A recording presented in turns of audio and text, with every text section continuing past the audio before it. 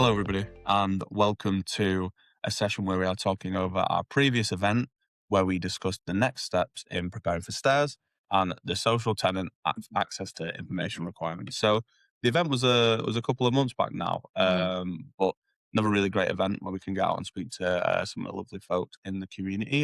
Kate, how did you find the event? Yeah, it was really nice. It was lovely to see so many people interested in STAS events and understand as well what are the challenges.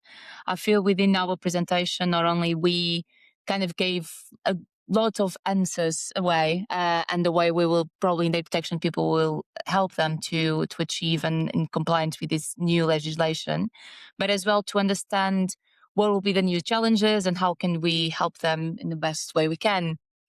Yeah, absolutely. And I think the one of the aims of the event that we really wanted to bring is not just a promotion on what the stairs is Hmm. and why it's relevant to the housing sector, but also how we can look to support and further implement some of those requirements that will be coming through. So we always think it is best to start when explaining these things in why the stairs is so important and why now in Hmm. particular. Local authorities themselves have long had rights under things like the Freedom of Information Act, Yeah. which have kind of led to a little bit of an imbalance between certain tenancies and certain sort of housing associations and the way that they are set up, Mhm. meaning you kind of found yourself in a position where some tenants actually had access to further information than other tenants by privately registered housing associations away from local authorities under the FOIA that they wouldn't typically get. So that's kind of I suppose the breathing reason and the main reason behind the stairs was to sort of bridge that information rights gap that seemed to exist because of the Freedom of Information Act. There's been a lot of discussion in the law and in case studies about what we consider housing associations to be. Do we put them under the bracket of a Mhm. public authority? I mean, as we know, the FOIA doesn't currently under Schedule 1. And that's kind of the sort of main reason as to why we're discussing the stairs as of time and why it's been something that has been discussed. The proposal itself was signalled in 2020 in a social housing white paper that was completed and is part of broader reforms to empower tenants and to improve landlord accountability. There was a consultation recently in relation to stairs that ran in May to July in 2024, which involved obviously the housing providers, some relevant tenants and bodies, as well as the UK government. So, all in all, it's been a conversation that's been occurring for a while now, and there's been things that people have been broadly aware of for quite some time Mhm. in respect. So, whilst organisations may only now know what their obligations look like, they've had a long idea to acclimatise with the fact that this is something that will be coming into place. What you can see that we've got pulled up now is a milestone timeline of some of the key landmark moments in the stairs process and in the governance process in passing these requirements. So we can see that on the 30th of September, the government policy statement was published, and then we have the two elements and the two chapters of the stairs that we'll be discussing very shortly about the introduction of the publication scheme in October of this year and the phased introduction of the requests for information next year, 2027, in April.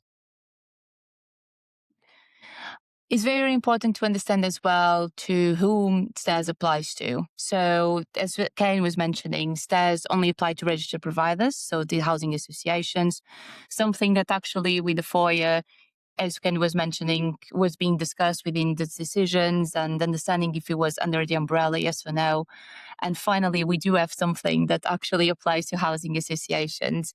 And it's true that it as well applies to the tenants. So is a very relevant information here because it's only applicable to tenants that are actually on the housing association and having the services from the housing association itself. So, for example, if you do have someone that you was an ex-tenant and you do want to have and exercise their right now with the stairs, this will not then be applicable to them because they are not part of the housing association as well.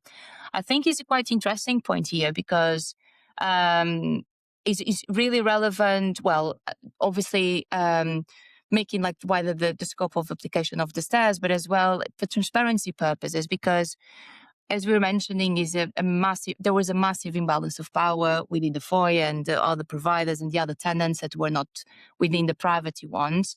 But now as well, it's true that this legislation we are talking about this not because it's part of the UK GDPR and the UK Data Protection Law, but is because we are talking about information and data. That it's true that will be made available as a right now. It's true that we do have loads of cases within housing associations that probably nothing actually will change. They're already made available in the sense of information within their website, within the publication scheme, and actually, as a part of the internal policies and procedures, is something that already made available upon request. Of course, if nothing on confidentiality is applicable of business information that is necessary for the business and that they should not have the right to actually access the information is something that they already have. So there were a couple of cases, weren't they, where actually in terms of the publication itself, not the right, but the publication itself, will not think nothing changed, which is good news, I guess, for Yeah, those ones. absolutely. I mean, I think there was kind of like an implication Mm, that because, it's kind of mirroring the fire. Well, in a lot of people's eyes, it would mirror the fire so closely. yes. I Yeah. think it led people to maybe feel that it was going to be something that was a little broader than it is. I think Agreed. it has done a good job in being able to contain itself to what remains relevant. Of course, Hmm. the publication schemes being something that is publicly available, as we'll discuss a little bit later. It's still a key thing, and we're looking at the request for information, obviously, as we know from the FOIA. And we may spend a little bit of time talking about how the FOIA and the STAS differ, ever so slightly, but they clearly do. But the Absolutely. requests for information are obviously really going to be where the big difference is, as opposed to sort of the broader sort of proactive stuff. But it definitely is interesting. And Mm, as Kate, as you're rightly saying, there's a lot of organisations who are probably acting in this manner yeah. already. It's probably a little bit of a tidying up of the legislation, which we're Mm, seeing a lot, I think, in this year and last year in particular. Seems to be a lot of sort of tidying up and sort of almost sort of like staying within the lines of the law, and trying to make sure that everything's nice and neat. yeah, Um, absolutely. To be honest, it was loads of conversations about these tests. Actually, was one it came out, and we're waiting for finally some guidance and some instructions on this regard. We're talking about stairs. Actually, it was something very new, and we were very lucky in terms of having already some clients that actually, there was actually not that big difference for us on the mm, publication scheme. The first stage, I think, will be a little bit different on the reactive one on April 2027 mm, applicable, because it's under the legislation, is not up to the organizations decide to do or not to do. Actually, it's their right to do it. So, in terms of the tenant side on requesting the information, and mm. that will be part of the business to understand if it's under the scope or not. But now I guess it's important, now that we're talking about this, to understand as well what are these massive two chapters that you're talking about. Obviously, having the deadlines as our kind of main difference between one and the other. So I would say that the 1st of October 2026, it will be just in a couple of months from now, will be the proactive side of things. So is when we are talking about publication of documents that are actually a part of the housing and how the management of the housing and decision making happens. Mm. And they will make available on the website part of their policies and procedures. We are expecting to be available probably in a link on the top of the website where we can see every kind of internal documentation of the housing providers. Yeah, I mean, fortunately, I think whilst guidance has been a little bit lacking, I think Hmm. we're quite fortunate in the sense that the actual statement on the stairs gives fairly good information on what it expects from this first chapter of Absolutely. the stairs being the publication scheme.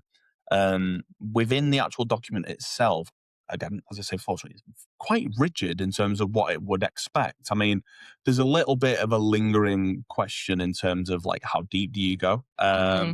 But in terms of Yeah. in a broad sense, what we were looking at is, as Kate was mentioning, a lot of information around the actual organizational structure of a business, especially in relation to housing associations that have boards. Of course, most will, especially in relation to things like gateway communities, which may take more board minutes than others, or may Hmm. have votes from other people outside of a traditional board. So the actual decision making of the housing association itself. Spending, again, very similar to information rights like the FOIA, information on grants, money that they're receiving, how they're using that money to benefit the tenants. Stock management, again, fairly generalized statement. Things in relation to performance, which may become where it gets a little bit more technical, whether these are things like inspections, health and safety performance, any related metric to the performance of them as a social housing provider and the Hmm. services they provide, how they actually go ahead and provide that service as a private registered housing association.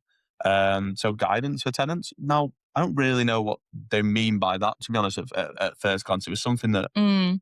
I know we were kind of and ahhing about in the session.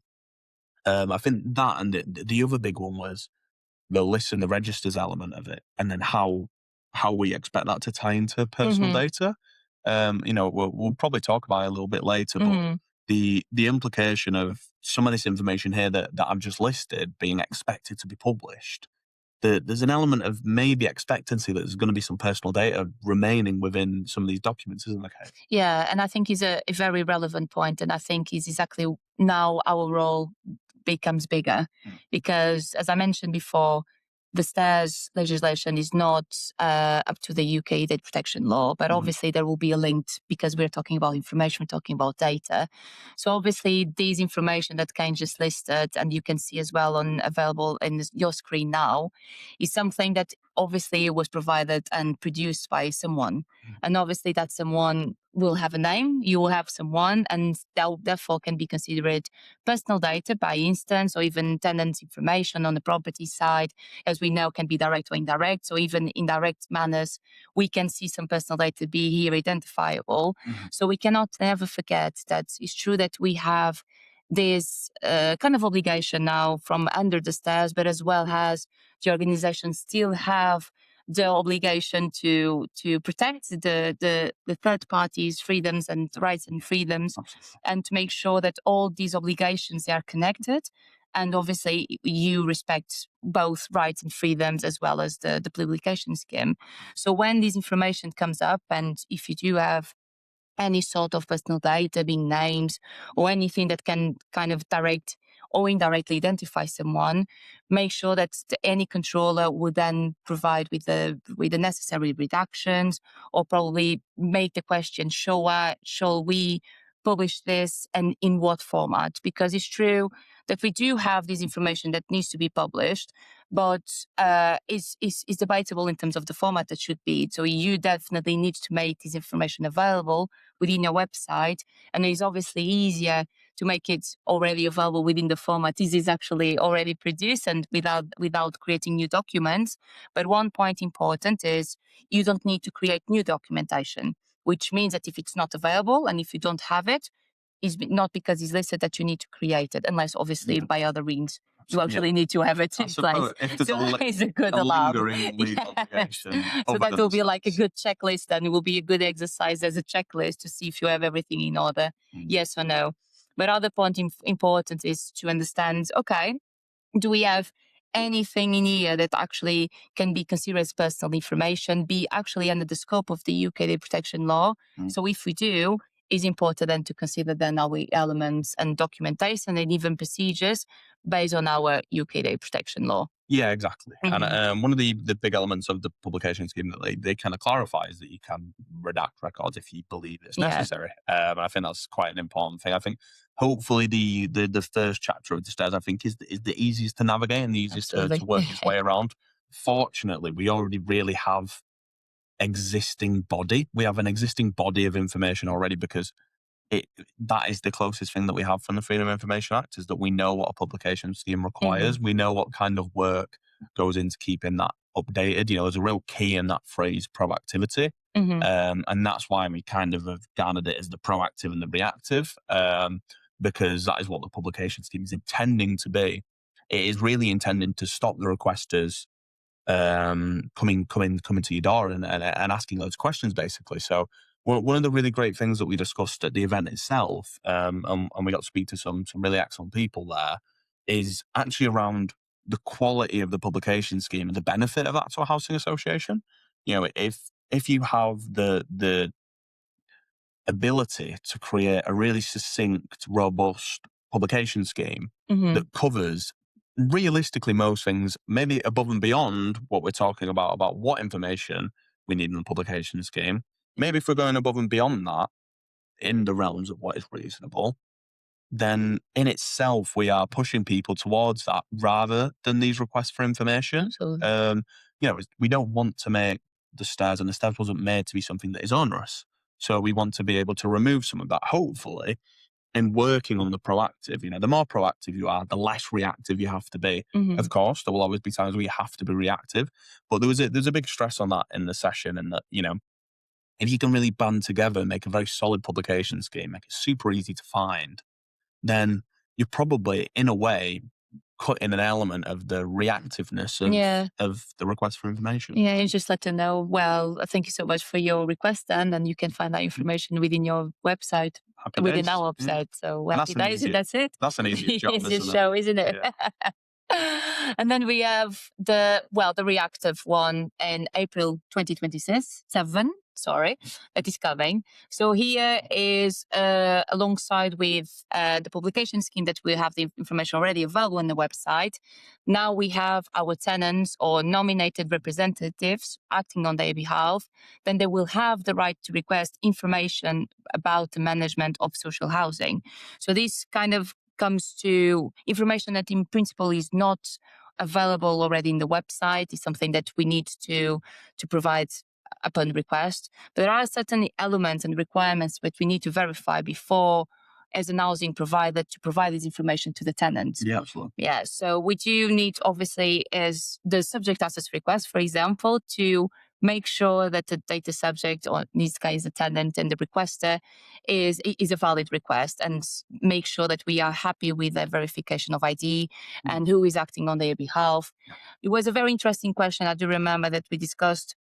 That is, who is the nominated representative here? Are we just talking about solicitors? Are we talking someone else aside from the solicitor side? So it's always a question that makes us a little unsettled to understand who is acceptable within this representative and representation world, I would say. Then we have as important element as well that we have the response times, that we cannot do it no later than 30 days. So we do need to kind of more or less aligned, I would say, as well, with our SaaS. And we do have a very interesting thing, the 18-hour limit. So the provider must refuse if the work would exceed 18 hours of staff work. I think this is a quite interesting, really interesting point in here. It's really specific, isn't it? And it kind of makes me think what the intention behind it is. The number is a bit strange Yeah. to me, but obviously It's not 15 or 20, isn't it? It's like 18. is a bit bizarre. I'm curious to see as to how they kind of works out, I suppose. But I think the key point that Kate is making is that what we don't want to do is we don't really want to create effectively what another SAR is in going to, real effort to provide a finalized product to an individual. And, whilst in dealing with a request for information, you probably are going to speak to some processors, you might have to speak to loads of different internal teams. That may take a while. Realistically, there should be very minimal changes or amendments to work. Obviously, we're not realistically searching for much. It should hopefully be this is this information in relation to rents and service charges, for example.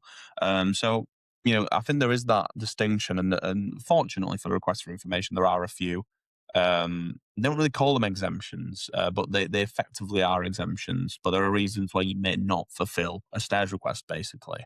Or there's some room effectively for housing associations to have a little bit more wiggle room. Now, in practicality, will this 18 hours ever be something that you could ever prove? I think it'd be quite difficult. Maybe with very, very rigorous documentation in how this would take you 18 hours. Yeah. I mean, it's hard to say because, someone may argue a task that may take you 5 hours should only take half an hour. And there's always going to be that element of argument. But a real key thing always in, I'm not going to say data protection law because it is a data protection law, but I guess information rights law, because it's transparency related, is all about your justification. As long as you can justify something well enough, 9 times out of 10, if you feel confident in that, it's probably the right course of action. it's when you feel a little bit iffy, maybe where there's an element of contention. But there are, as you mentioned, some refusals / Yeah. exemptions for the stairs, and we'll talk a little bit about what some of those are a little bit later as Mm. well. I think it's just important as well, just connected with this limit, to make a point about, because we are talking here about rent and service charges, repairs and maintenance. And by these topics and elements of information, we can by automatically say that third parties will definitely be here involved, Sure. or at least in terms of information. So Mhm. sometimes can happen that actually these repairs or any maintenance works were actually held by these contractors or any third party. So probably there will be some information that will be held by them. So if you are an organization, housing association that actually receive these requests, and certain information is actually held by your own contractor, you are only obliged to do your reasonable endeavors to obtain this information. And I think is a very dear topic here to you, because I do know that we spoke a little bit more in detail in our session to understand exactly what does that mean. Is our reasonable and proportionate, as we have in, for example, UK data protection law? Does that mean anything else? How can we interpret this concept? I think is quite broad again, isn't it? Oh yeah, extremely broad. But as is these As kind of always. requirements and regulations, there's always something, and it's with intent, and it's what Mm, makes it's what makes this potentially easier for some organisations. If we didn't have things weirdly veiled like this, then I think things would be a lot harder to do. absolutely. However, Yeah. I am, a little bit, I suppose, sometimes disappointed with the way they word things. As it feels a little bit cop outy sometimes. But Mm, I suppose what we've got to remember is that it is up to us as practitioners and as housing associations to identify what we believe is reasonable for us. Not for all housing associations. You are all different. You all operate in completely different ways.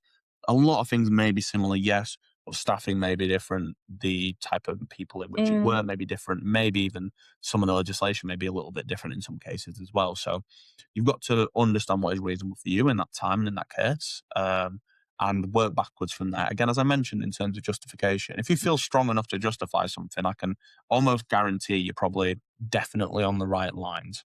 If you feel like you can gather a strong enough argument as to why you shouldn't do anything, then the regulator would likely look upon you more fondly than you not having much of a response or an answer in that regard. Now, it is a key point that I don't know if we touched upon.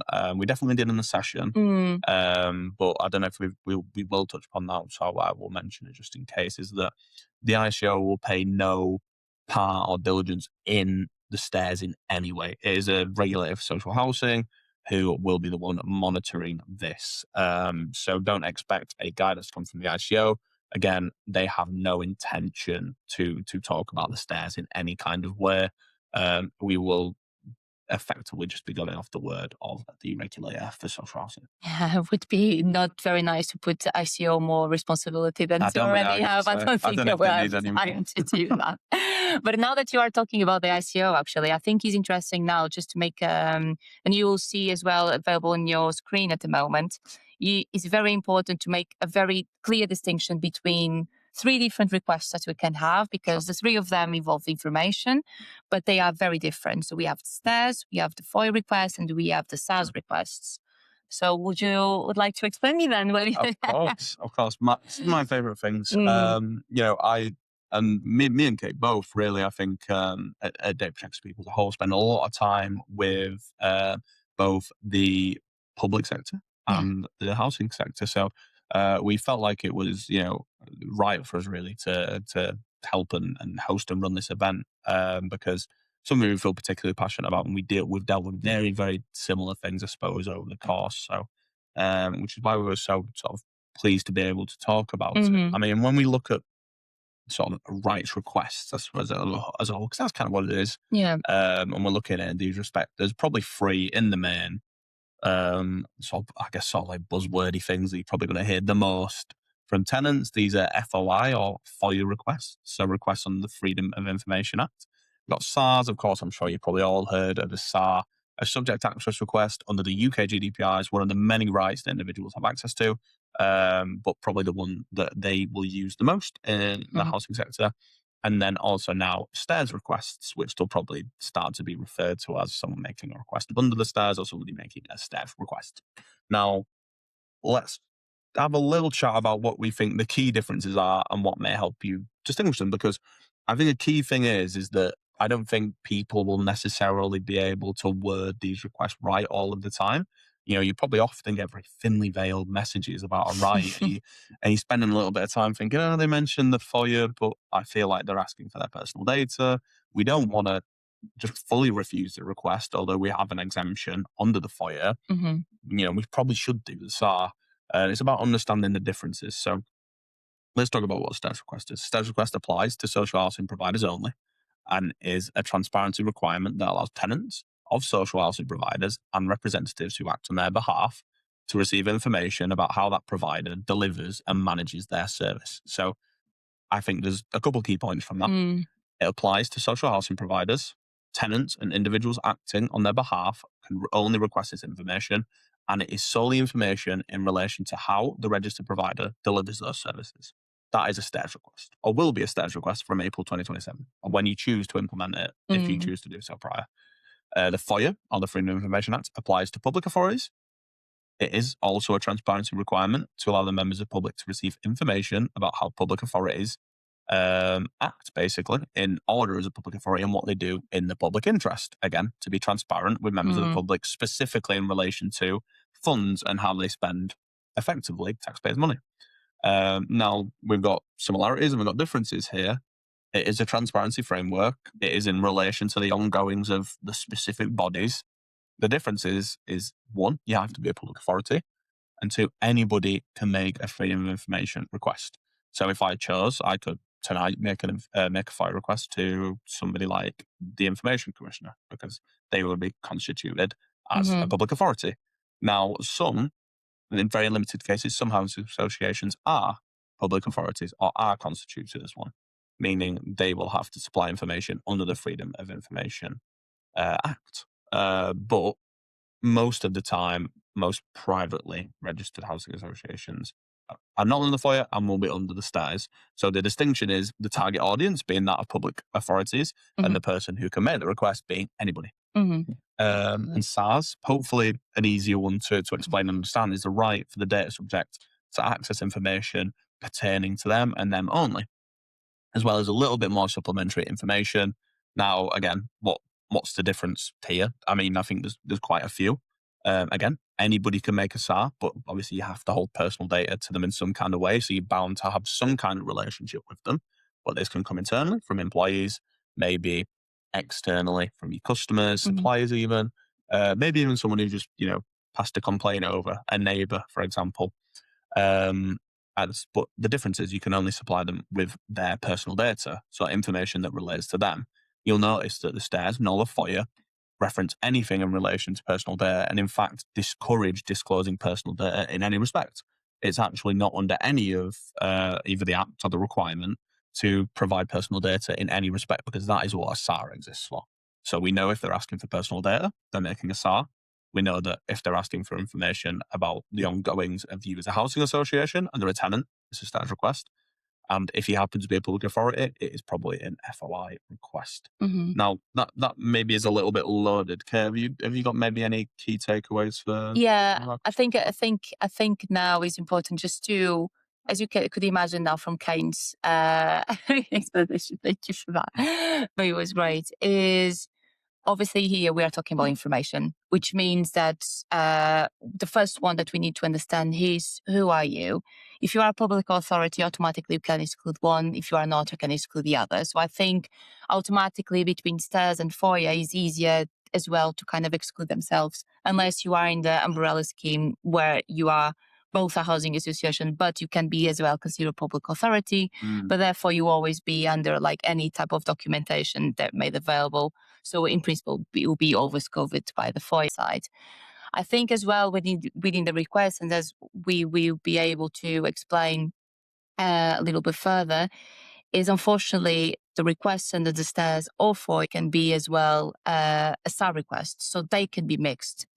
And I think the main point here is to understand, okay, let's understand the intention, let's understand the request, because it's true that sometimes we don't have the magic words, we don't have the identification of the right legal framework, because obviously within these three different requests, there are three different legal frameworks being applicable, different legislations. So even if I'm someone making that request, if I don't do or don't use the right words or the keywords, you as an organization have still the right, the obligation, I mean, to not just acknowledge the request, but as well to trying to understand. Okay, let me provide an explanation and understand exactly what they want, because sometimes they actually do a subject access request because they actually want a repair report. Yeah. And as a subject access request, as Ken mentioned, is about having a right to have the personal information and understand exactly what personal information does an organization have about myself as a data subject, which definitely does not mean having access to a repairs report in principle, depending how your reports are built, but in principle is not available to. So I would say that to have all these three available, super important to have a good understanding exactly what type of request are we talking about. Don't be scared of going back to the requester in this case and understand exactly what they want to, any intention, any type of documentation that they might want to, and as well having a good and strong and solid information governance framework, a good policy, a good procedure that is practical, not just with this all legal jargon and with pretty words and complicated as well concepts, but it is practical that everyone, particularly the ones that are dealing with these requests, understand, even considering including some scenarios with some keywords that can actually be mixed, and for them to be easy to identify these requests and understand exactly what will be the next steps then to consider to respond to these requests. And we are talking about, for example, a request that involves not only these repairs, maintenance reports, or anything like that in terms of the publication scheme of any information about how the housing delivered their services, as well as a subject access request. Those are different types of requests that should be follow different paths. They have different deadlines as well in terms of acknowledgements. They have different information, so treat with them separately. It's true that sometimes we have actually a very interesting conversation about what if there is a specific department, for example, within our organization that actually deals with stairs, and we have a different department as well that deals with data protection. What should we do? And we came to the conclusion that sometimes it's easier to maintain all in the same response, all in the same request, just to not be so many people already involved, and they can have the request that can obtain kind of different conclusions and different responses. So maybe easier if you do have the resources for that, to actually even internally keep it separately, because there are different ways to work on, but make sure that obviously you are linked and you maintain just one single channel of communication with the requester. I think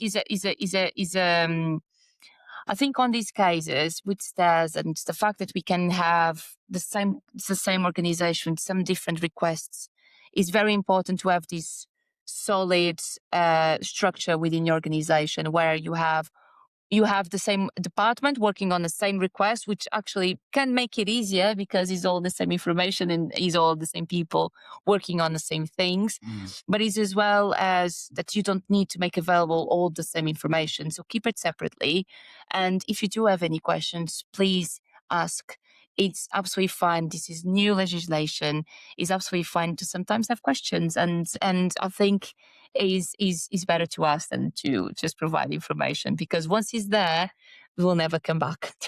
Yeah, definitely. I think a lot of it is about exercising caution, and we want to remain to exercise caution where we can. Hmm. I mean, it could be difficult in times, as I say. We're probably still waiting in the main a lot of guidance from the regulators, Yeah. and sometimes it's about the case of seeing what sticks for you as an organisation. Fortunately, at the event, and you know, if you didn't attend the event, I suppose you might miss out on that element of it. We had a lady called Shangri from Hmm. another housing association called Housing Group, who presented what they have done in light of the stairs, because she's already done some really great work on the stairs. So it was really valuable to when we were chatting to people anyway, they found it Mm-hmm. was really valuable having Mm-hmm. Sean there. Because obviously me and Kate exist as data protection consultants. So whilst we see a lot, there's only so much we see at the end of the day. Yes. Um, so it was really valuable insight, and definitely something that we want to continue to promote. So if you have a community and you have people within reach in that regard, Mm, make sure that you reach out towards them. They're all probably doing similar stuff. Collaborate, bounce some ideas around. It's always helpful. We find that some, especially if you're lumped with this role as the data protection officer as well, mm-hmm. you're obviously juggling a lot of other tasks as part of this role. So it's also about understanding how this fits into your role as a DPO. Mm-hmm. Mm-hmm. So one of the other things that obviously we've been alluding to as we've continued is that you can withhold information under the stairs. So we have two things. So we have two elements of kind of when we talk about withhold. We have refusals and we have things that effectively just don't fall under the branding of our scope of stairs, which is probably one of the better phrases Mm, than that, to be fair. So what we would consider not to be on the stairs, or what currently they're saying under the requirements cannot be covered on the stairs, is matters that are determined by local councils, which are basically subject to the Freedom of Information Act. So anything similarly that would be caught under the foyer, they should be made under the foyer, not under the stairs. All property management activities that fall outside providing social housing functions. So, we know that housing associations' only aim isn't to just provide social housing. absolutely. If you have other elements of your business, Jesus, or side to use a housing association, then that doesn't fall under the stair just because you're a housing Mm, association. We're looking at what you do in respect to providing social housing and social housing only. We know that there are going to be many instances where you will do elements outside of that, and also elements in relation to property that may not be related just to social housing. You may have other elements of houses maybe that you sell, and things that are out in the realms of more in the realms of buying as opposed to actual providing social housing. mm, Again, that will not fall under stairs. There's probably going to be some mm-hmm. separate legislation Mm-hmm. that they have to follow in that regard. When we look at what can be refused, there are a couple instances. I think most of them are fairly straightforward. I think a lot of them are fairly easy to explain. Maybe some of Right. them may be a little bit contentious or hard to apply in some instances, but we'll talk through them and we'll throw them up on the screen as well, so you can see what we're referencing as we talk about them. So the first is that it is reasonable to withhold the information from disclosure. Now that that is kind of what I mean. What I was alluding to when I thought it was a little bit contentious. How we would go about in determining that may be really difficult, and probably will be really difficult. You would have to have a substantially strong reason. Mm-hmm. I would look to mirror to similar things to what the GDPR already has set out for you and what the FOIA has kind of showed. Yeah. We're looking at things that maybe matters of confidentiality, things that may put other individuals at risk. Probably reasons that we wouldn't look for disclosure. Again, something that could have significant reputational damage that you could potentially argue is not reasonable. Mm-hmm. Um, but again, we're leaving the ball in the court of the housing association here, which is a good thing, but also comes with its negative elements because Yeah. you can feel real lost about how to then approach that, can't you? Mm, It's about, I suppose, understanding where the line is, yeah. and what actually is reasonable because what's reasonable to one isn't going to be reasonable to the other. Yeah. And obviously, you're probably coming from an element of bias as well. Absolutely, because for you, probably you would potentially use and abuse sometimes of these refusal reasons. And I think again, just backing forward to be back to the policies and procedures I was mentioning. I think the reasons to refuse and to not cover, for example, within the stairs, I think would be a very good element to consider within the procedures Mm, to make sure that you do understand exactly what will be the extent and within your own organization, what is actually the criteria that you will adopt and what is the way to react to those. Because as all in life, at least in what we do in professional capacity, is a very risk-based approach. And as well, it will always depend. mm, And I think with the idea with the legislation here, and Ken will explain the other reasons, but is to make it broad enough for the organizations to actually have the element of applying to their own cases and to be absolutely. adaptable and flexible enough to adopt this risk-based approach. So I think a very good element to consider here is what is for you actually reasonable, and including that concept and the determination criteria within your procedure. No, 1,000,000%. Really, really, really good point. When we look at the other requests are a little bit easy to understand, Mm, unfortunately. yeah. Secondly, if the identity of the applicant itself cannot be established. Now, this should also apply to individuals who are making requests on the behalf. If you can't identify that they are meant to be making that request on the behalf, then you should also not provide the request. But effectively, you still need to make a reasonable endeavor to find out who that individual is. Yeah. Similar to, I suppose, the need to identify someone for a start. Again, please don't feel like you need to over collect data. Yes. Use what is reasonable, and use an element of the fact that you have a relationship with this individual to your advantage. Hmm. Do you recognize the email address? Is the signature the same? Can you see that it's the same communication that you've had, or relevant to a certain thing that happened maybe 2 weeks ago? If that's the case, then do you really need to go and kind of duplicate or over collect data where it's not needed? A lot of times when we're asking for ID, this can be or could be special category data in a lot of cases. Yeah. So I think real exercise and caution need to be taken, which is why Kate makes such a keen point about the policies and procedures, because that hopefully, in most cases, should be able to cover that and make sure that you take that risk-based approach. Mm, Um, Thirdly, so this is again similar to the first, vague, but I think in a positive way. The meaning of the request is not clear.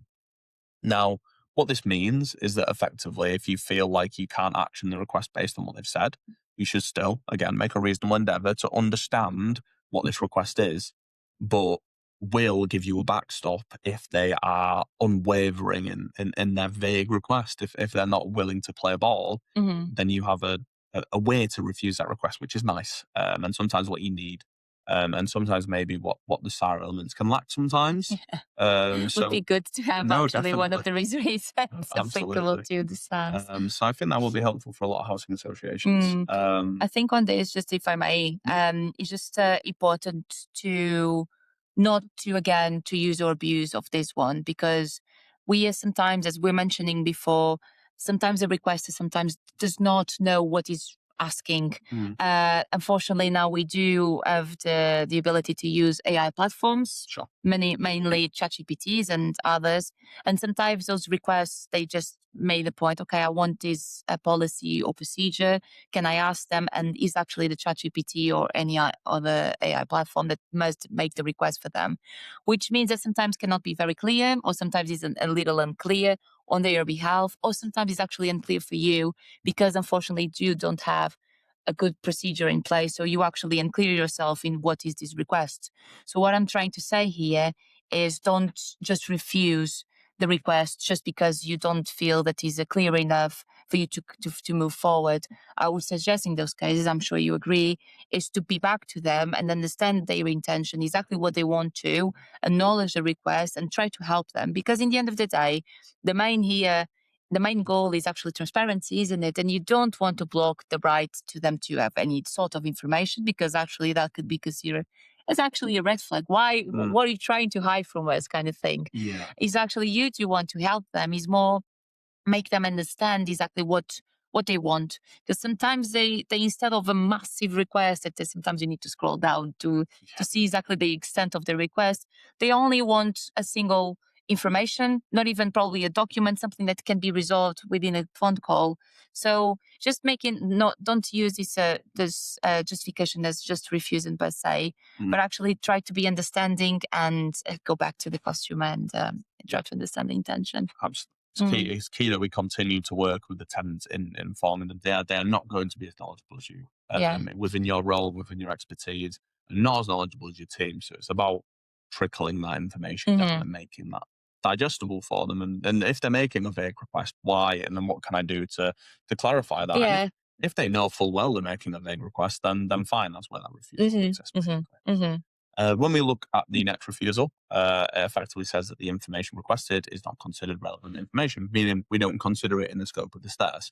Now, that's effectively the information that we're kind of already talking about in terms of if it's not related to the provision of social housing, then it shouldn't be within the scope of status. So anything effectively related to what you're doing internally, any other spans to the business, again, anything related to personal data, If they're making a request under stairs that doesn't fall under that, so Mm. stairs request, a SAR request maybe, then we can push them away. But again, if we think there's another route that they need to be going down, we should still be informing them. Again, the key is to work with them. They should not be treated as these refusals shouldn't be treated as something that we can brownish about as really easily usable. Yeah. They should be really a last case, like always.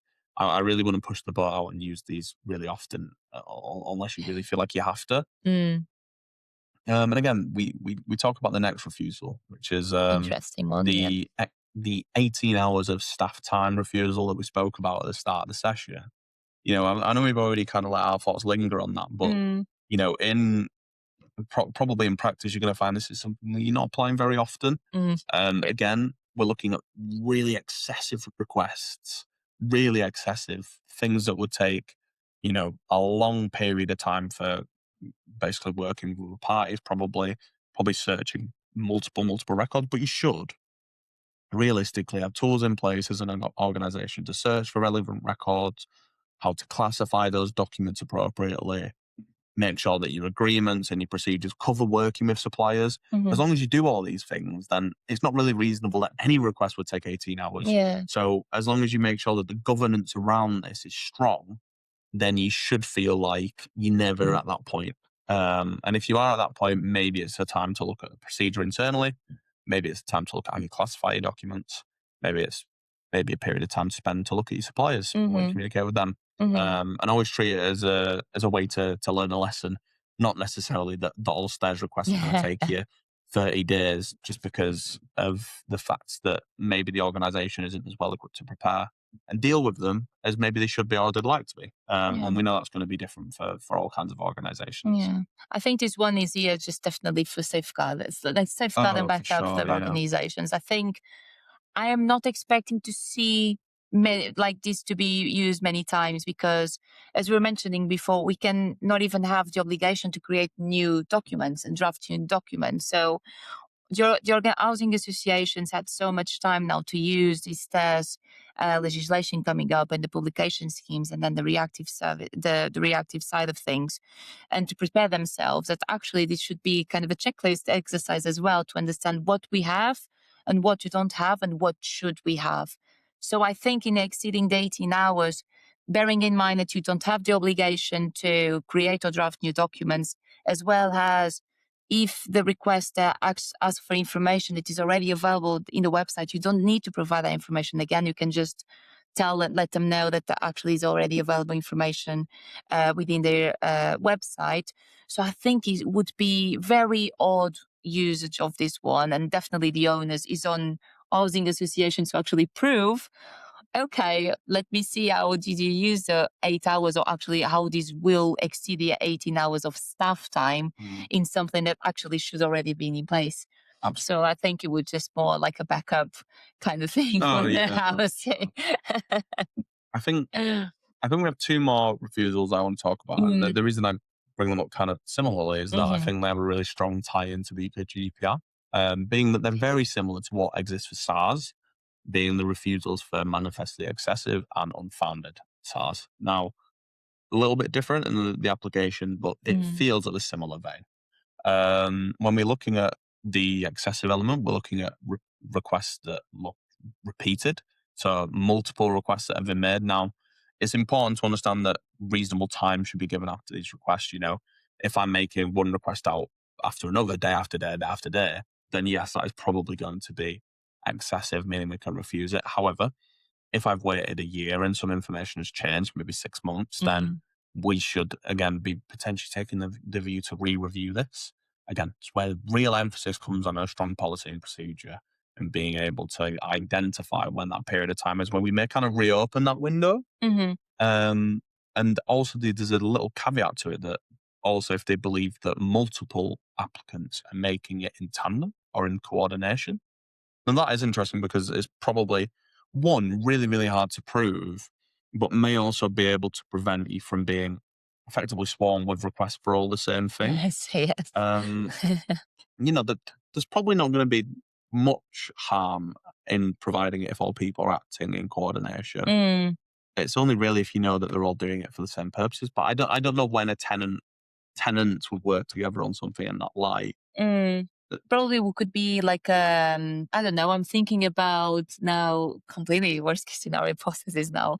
If we're talking about like a complaint, like they want to do like a joint complaint against a housing Yeah, probably. association or like I don't know, a disrespect claim that are working together with the same solicitor and they just kind of join forces. Yeah, They seem like stronger that's probably likely to be the altogether. case. You know, Yeah. solicitors come round and they're trying to sort of rally the troops Hmm. almost. But it's got to be repeated requests, not Exactly. just one request of the Yeah. same vein. It's got to be sort of a real continued Hmm. effort.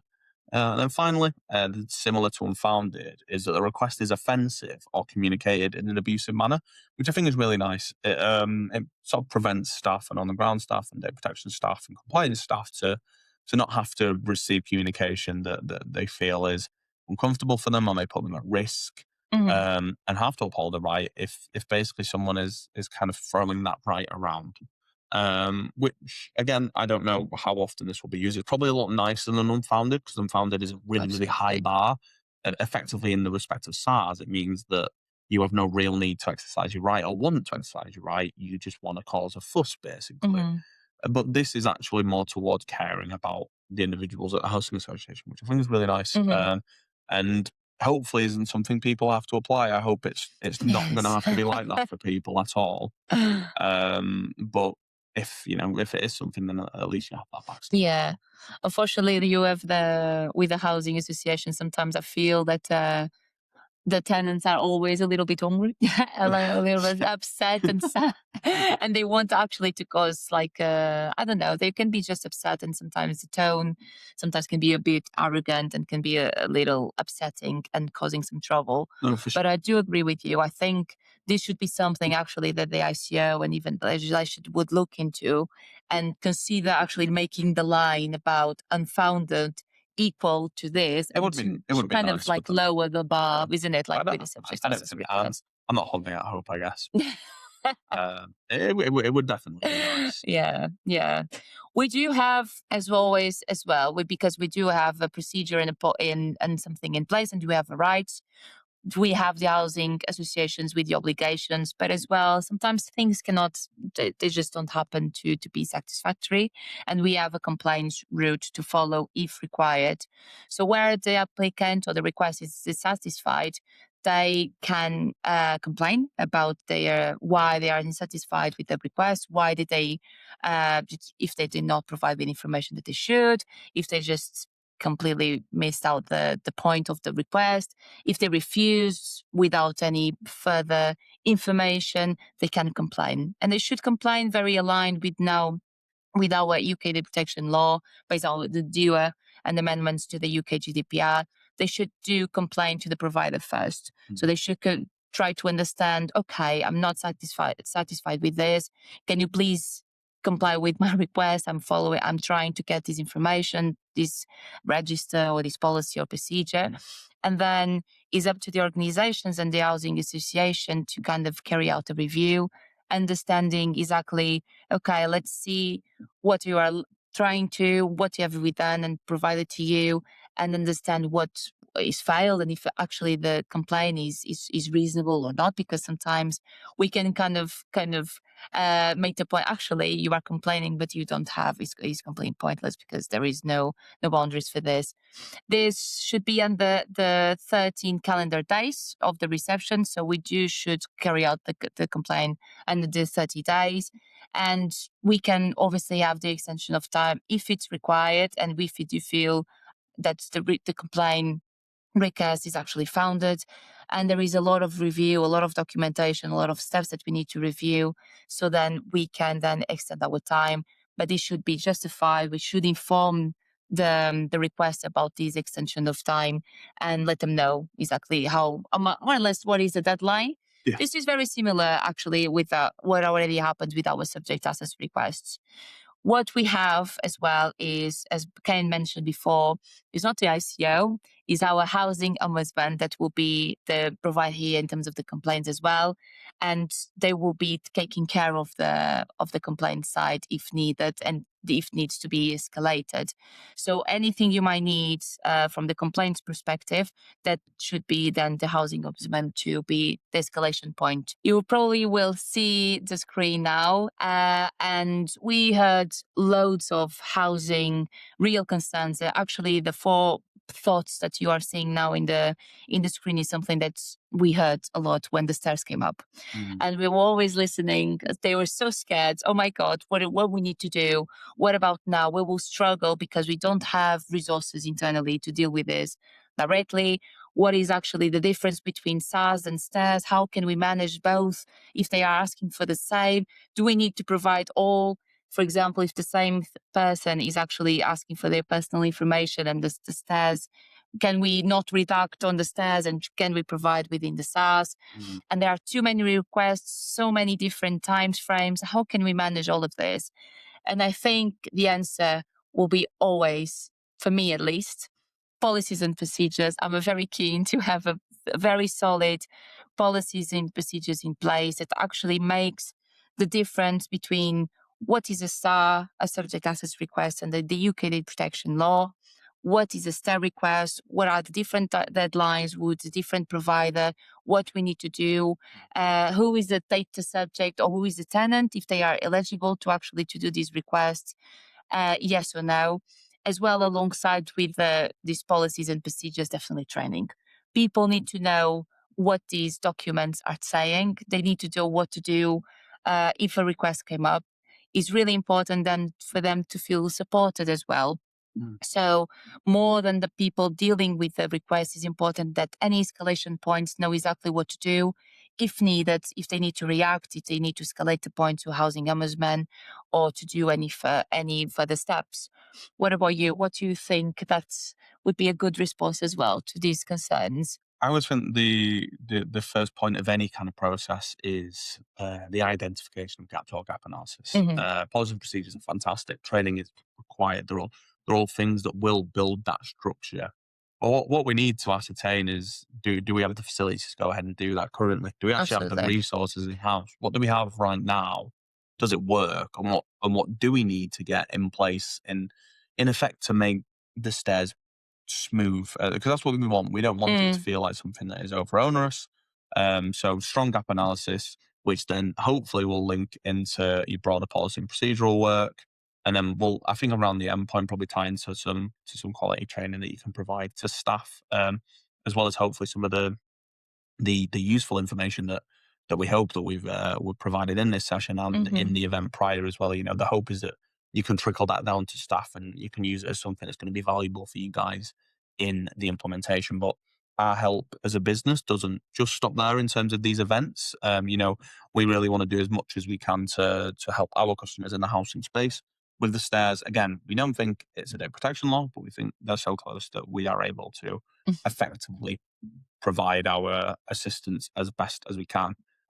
So there are a couple elements that we can do, I suppose, us as DPP, in order to support you as best as we see fit. So as we reference things like gap analysis, policies and training, all, I suppose, functions that we provide under data protection people and under our umbrella. We know that stairs is going to be something that organizations may struggle with, whether that's keeping a publication scheme reviewed and up to date, mhm, understanding how their procedures work in relation to request handling, or maybe just some sort of brief advice that we can provide on whether you should click send on that stairs request, whether you think a refusal applies. Where we're there, especially as the individuals at the event will know to help you much as we can in that journey of the stairs. Kate, is there anything that you think that we can do as mm. DPP to help provide value in relation to Yeah, I this? think obviously all the points you mentioned. I would add as well that we are currently actively working on the STES templates pack. So we do can assist all our housing clients in having a policy and procedure, as you mentioned, but as well as a acknowledgement, for example, template, as well as extension, if there is any refusal and what terms, etc. So we are creating constantly, actively a pack with all these templates, as well as assisting with any gap analysis, in identifying any gaps that might be missing within our clients, which obviously in the end comes with a kind of a report where all these gaps are identified, and we'll be able to as well to work on the action plan with yourselves. So it's important as well, as Ken was mentioning, that it's true that we are very aligned, because it's true that this is not under the UK data protection law, but we are here to help, and we are flexible enough to actually be able to assist you as well on something that is out of the scope of the UK data protection law, because obviously everything involves data and sometimes they are mixed. So we are here to help you. And within this action plan, we are tending to create responsibilities as well, and some comments, and allocate responsibility to these people, not only to ourselves but as well as with you, different departments, different responsibles, and stakeholders for these type of actions. We'll be able as well to follow with yourselves and all the steps that you need to take to make sure that everything is compliant with the law and nothing is missed. But in the end of the day, we are always here for any advice, any recommendation, any call that you need some support, or even any consultant on our side to help you and to implement all of these new changes. We are here to help you with our products available in DPP. Yeah, absolutely. So we really hope that you enjoyed the presentation today. Again, more of a summary of the event that occurred in the past couple of months. If there is any information or any further information or help that you believe that DPP can help provide, if you're a current customer, please feel free to get in touch with one of your account managers who'll be more than happy to assist. Or if you're someone who would like to know a little bit more about how we at DPP can support you, please feel free to get in touch at the info@dataprotectionpeople.com email, and we'll let you know how best we can support you. Really hope you enjoyed the session, and hopefully we can see you in the future ones. Yeah, thank you very much. And please stay tuned with our podcast as well. And any articles we did do some articles about stairs and how can we implement stairs and assist organizations into doing so. So we'll invite you to have a quick look on our website and to see them. Thank you very much. Thank you.